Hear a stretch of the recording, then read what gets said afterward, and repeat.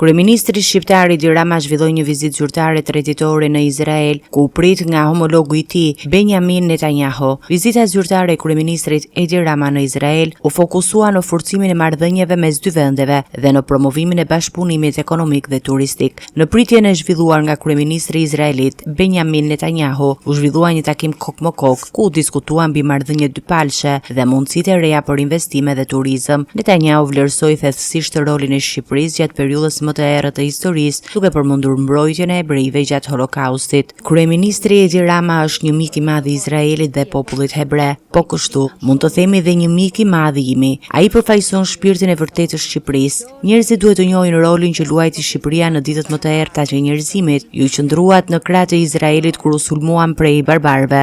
Ne vlerësojmë këtë thellësisht. Ne po ndërtojmë marrëdhënie të shkëlqyera mes Shqipërisë dhe Izraelit. Numri i turistëve izraelit që kanë shkuar në Shqipëri është rritur në 800%, ndoshta 1000, dhe kjo do të rritet edhe më tej. Trashëgimia historike e Shqipërisë në mbrojtjen e hebrejve gjatë Holokaustit e bën këtë lidhje thellësisht të veçantë, një dëshmi që kurrë nuk do ta harrojmë dhe duhet ta trashëgojmë brez pas brezi. Krahti, kreu i qeverisë izraelite, Benjamin Netanyahu, vuri theksin tek marrëdhëniet e mira mes dy vendeve. Ju qëndroni me kurajo kundër atyre që duan të sprapsin. Ju qëndroni krah së vërtetës. Ju qëndruat krah Izraelit kur u sulmuam nga barbarët. Busulla juaj morale nuk u lëkund dhe kjo është diçka që ne vlerësojmë thellësisht dhe që ju shënjon si një udhëheqës të jashtëzakonshëm të popullit tuaj. Rama përmendi gjithashtu tmerrin e sulmeve të 7 tetorit dhe nënvlerësoi rëndësinë e mbështetjes së Shqipërisë në përpjekjet ndërkombëtare për paqe dhe stabilitet në rajon. Vizita në Arenën Nova dje ishte trazuese.